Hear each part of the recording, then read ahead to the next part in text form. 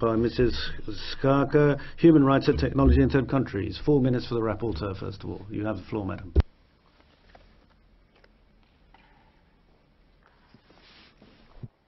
Yes, it's working. Technology is a great thing. Thank you, President, Vice President Timmermans, colleagues, and in particular the shadow rapporteurs. I enjoyed our discussions and cooperation on this report on human rights and technology, so thank you very much. And in addition, I would like to thank the people from all over the world who have shared their input and suggestions. Many did so online, and they have made the draft text that we have voted on in the Foreign Affairs Committee and will vote on tomorrow in this House a lot stronger.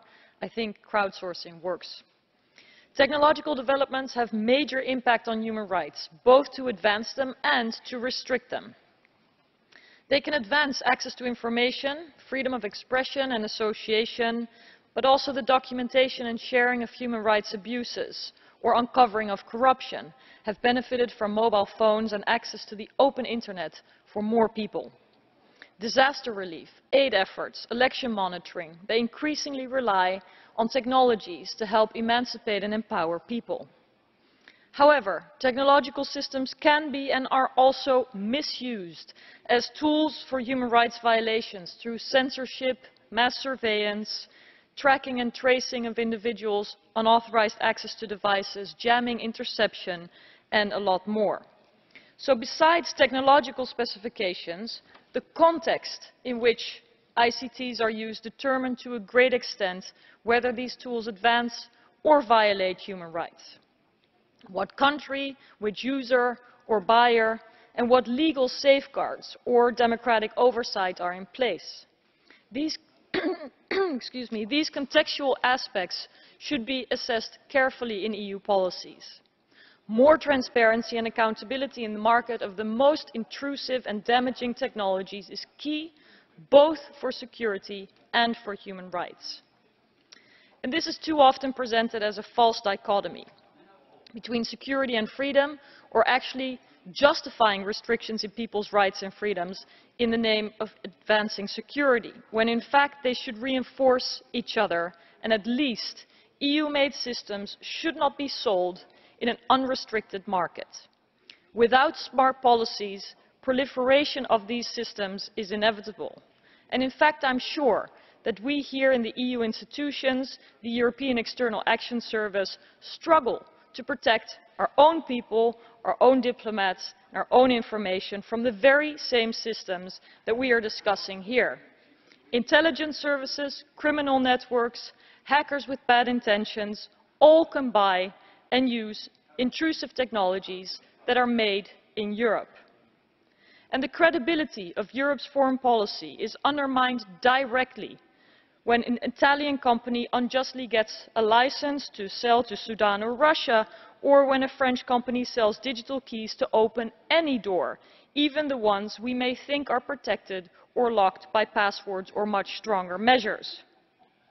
But much worse, human rights defenders in Mexico, Azerbaijan, Colombia, Egypt, Turkey, Iran or Russia should be protected by EU policies and not harmed with the help of EU-made technologies.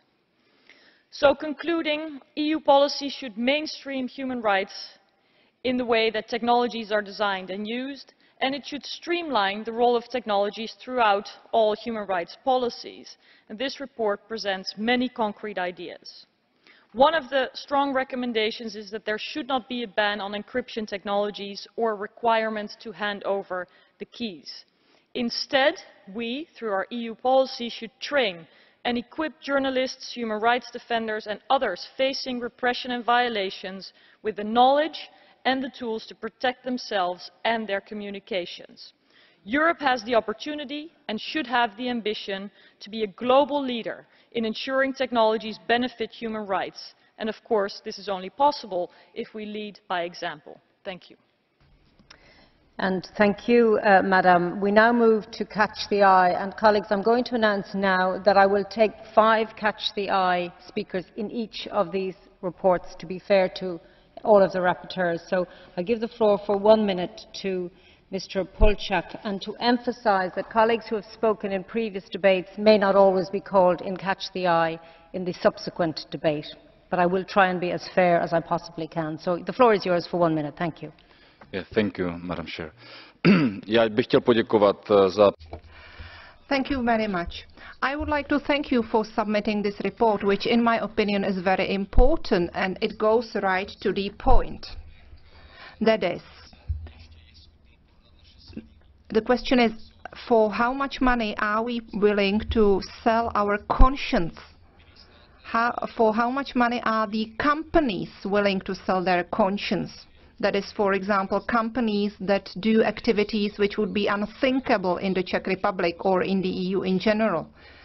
The report deals with the issue how much you can transfer human rights into other countries, and I believe that we should hold very strong debate on this. In my opinion, there are many basic human rights that are universal human rights, and these rights present such a value that goes above values such as employment or GDP.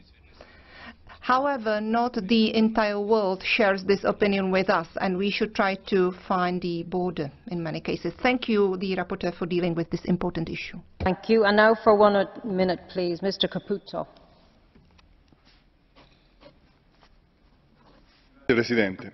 Thank you very much.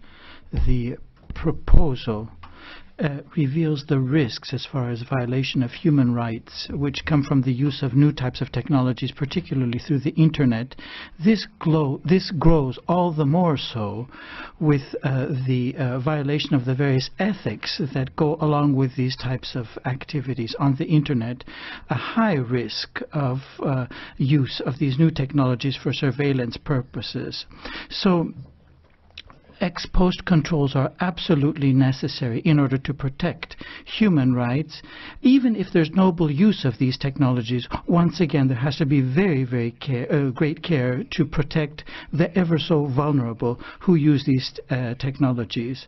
So here we have to take into consideration all aspects of use of these technologies, particularly as they concern, as related to investigation, surveillance, and so on and so forth. So governments, civil society, and private entities have to all be involved in this effort. Mr. Jakovic, please. Thank you very much. I would like to congratulate Mrs. Schaake for this report. Right away, I would like to say that the Internet has, of course, opened big new areas of freedom. However, this reminds me of Alfred Nobel, who invented the dynamite, believing it will serve peace purposes. However, later on, it was used in wars, as we know.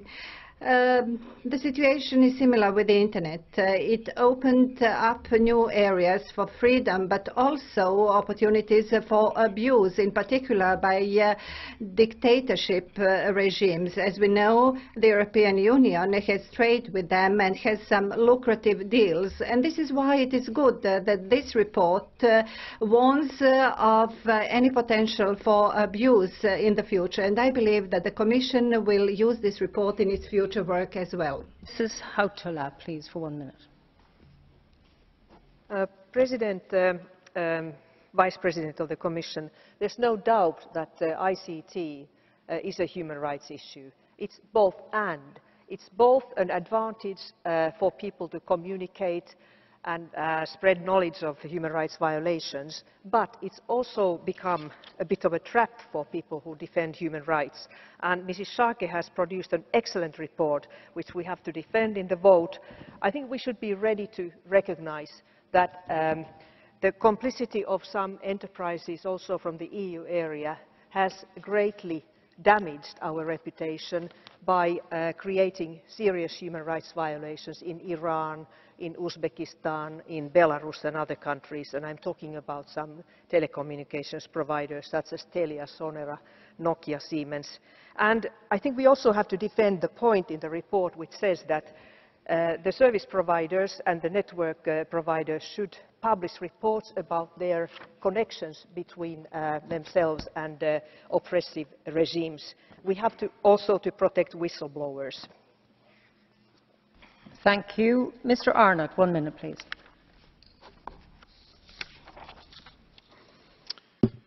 There's actually quite a lot of good stuff in this report. I do believe that we must take great care to avoid unnecessary censorship, particularly of the internet, although I personally believe that is best achieved through national governments rather than through EU diktat.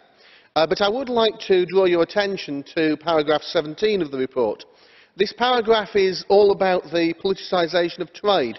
It's about imposing our Western values upon third countries as a condition of trade with developing nations.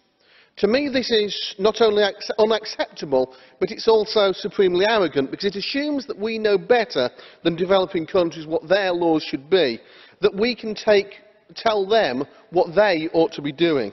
It's riding roughshod over their own sovereignty, and I can't support a report which contains that phrasing. Thank you. I now give the floor to Commissioner Timmermans to respond to the debate. Thank you. Thank you very much, Madam President. I really want to thank Ms Schaake for this excellent report. Reading it, you sometimes get a bit of flavour of Dave Eggers, his writings about the downsides of modern technology and the ICT world. The report contains a number of very timely, pertinent and often challenging ideas and recommendations for action. The Commission appreciates the strong call on the EU to step up its efforts and strengthen the link between human rights, digital freedom, development, internet governance, trade and security.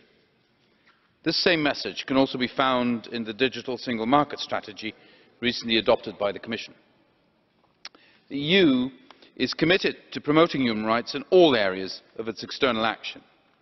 Nowadays, given the increasing importance played by ICT in our daily lives and the expansion of internet access and access to mobile phones, mobile telephony, the promotion of human rights online and offline and the linkage between new technologies and human rights are key to our endeavours towards promoting human rights and democracy worldwide. We therefore share the European Parliament's view that ICTs are key in safeguarding and fostering human rights and fundamental freedoms. We also share the concern voiced in the report that certain fundamental rights, notably the right to freedom of expression and information, the right to privacy and the protection of personal data, may suffer violations as a result of unlawful or arbitrary surveillance, censorship, the unlawful interception of communications or collection of personal data, in particular when carried out on a mass scale and not for legitimate purposes. This requires us all to unite in our efforts to protect fundamental rights. We need to promote the development of democratic oversight capabilities in order to monitor activities by intelligence and law enforcement services, lest these are used to suppress dissent and free speech. This is firmly anchored in the EU guidelines for freedom of expression online and offline. And we are highly committed to promoting these guidelines in our relations with third countries. That's also why the Commission is very supportive of and welcomes the appointment of a United Nations Special Rapporteur on the right to privacy. It is very important to ensure that our response to the terrorist attacks does not impact negatively on fundamental rights, notably freedom of expression and information, and the right to privacy. The European Security Agenda, adopted by the Commission this year, has made clear, therefore, that the Commission will strictly test any security measures for compliance with fundamental rights while ensuring their effectiveness. The EU is committed to assisting human rights defenders, civil society activists, and independent journalists to use ICTs to fight for freedom. The EU is also active in defending media freedom and pluralism and has launched 2 new independent projects in the framework of the European Centre for Press and Media Freedom with the support of this Parliament. The project will address media freedom violations in the EU and neighbouring countries and promote actions to support threatened journalists, complemented by digital training. The European Union has also adopted sanctions to prevent authoritarian regimes to use technologies to crack down on human rights defenders, for example in the case of Syria. In addition to country-specific sanctions, the EU is reviewing its export controls to prevent exports of sensitive technologies that could be misused in violation of human rights. We have introduced in December 2014 new controls on exports of intrusion software, and of internet monitoring technologies, and we are further exploring options to extend export controls to rapidly evolving cyber surveillance technologies that might be used for internet monitoring and or telecommunications surveillance in violation of human rights. As Ms. Schaake writes in her report, there is indeed a need to mainstream the impact of technologies on the improvement of human rights in all the EU's external action. The Commission and the External Action Service are working together towards this goal. ICTs have helped to promote freedom on a global scale, and preserving its benefits is a shared responsibility for all of us: private sector, civil society, governments, international organisations and individuals.